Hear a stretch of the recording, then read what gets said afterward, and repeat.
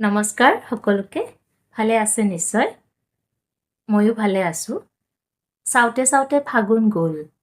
এই ফাগুনৰ বতৰত নাৰী এগৰাকীৰ মনৰ অনুভৱৰ দুখাৰিমান লিখিছিলোঁ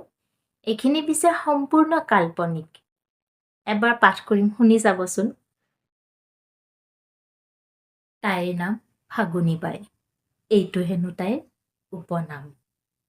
ফাগুনৰ মতলীয়া বতাহজাকৰ সৈতে তাইও নাচিছে দুহাত মেলি উৰি যায় বতাহত তাইৰ চাদৰৰ আঁচলখন টানি টানি খুচি থয় তাইৰ লাহি কঁকালখনত তথাপিও থমকি নৰয় বাউলী হৈ ঘূৰি ঘূৰি নাচে তাই নাচি উঠে তাইৰ মন ফাগুনৰ প্ৰেমৰ পৰহি হোৱাৰ পৰা আজিলৈ তাইৰ প্ৰেম তেনেই সজীৱ দুহাত মেলি নাচে তাই মন তাইৰ উভতি যায় যৌৱনৰ সেই পুৰণি দিনবোৰলৈ এতিয়াও আছে তাইৰ লগত প্ৰতি বছৰ মতলীয়া ফাগুনৰ বতৰত দিয়া গোলাপৰ ফুলকেইপাহ সাজ বহিছে কিতাপৰ মাজত গোলাপ শুকাইছে মৰহি গ'ল কিন্তু প্ৰেম এতিয়াও তেনেই সজীৱ তাহানিৰ কথা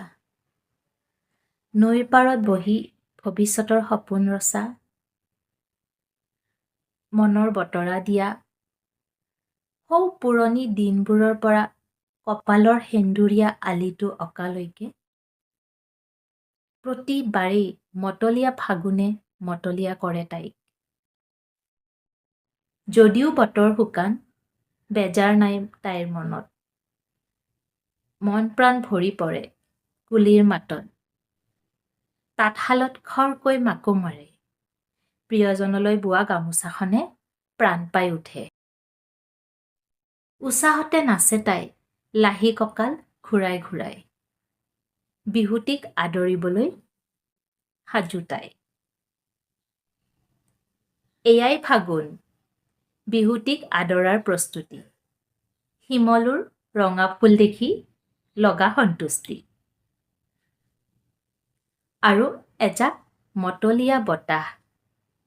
সেইবাবে তাইৰ নাম ফাগুনি বাই মতলীয়া ফাগুনে মতলীয়া কৰে তাইক ধন্যবাদ কেনে পাইছে মতামত জনাব